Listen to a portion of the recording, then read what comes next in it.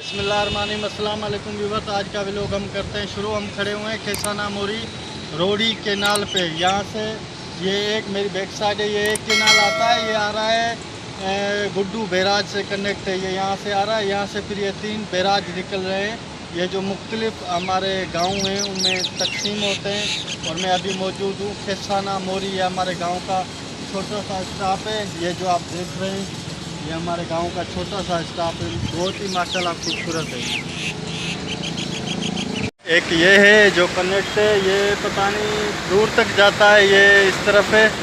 ये हमारे पीछे ये बैक साइड इरिगेशन डिपार्टमेंट है माशाल्लाह। एक तरफ ये है और एक ये है, ये 2 हो गई। एक इस तरफ है, ये इस तरफ है, मैं दोनों के बीच में हूँ माशाल्लाह। और तीसरी वो है, वो सामने जो है, ये मैंने आपको आज दिखाई है खेसाना मोरी माशाल्लाह। बहुत ही ज़बरदस्त व्यू है और ज़बरदस्त व्यू है, ज़बरदस्त माशाल्लाह। आज मौसम भी थोड़ा बारिश वाला जैसे हो गया हो, अब देखते हैं क्या होता है, अल्लाह करेगा बेहतर ही होगा।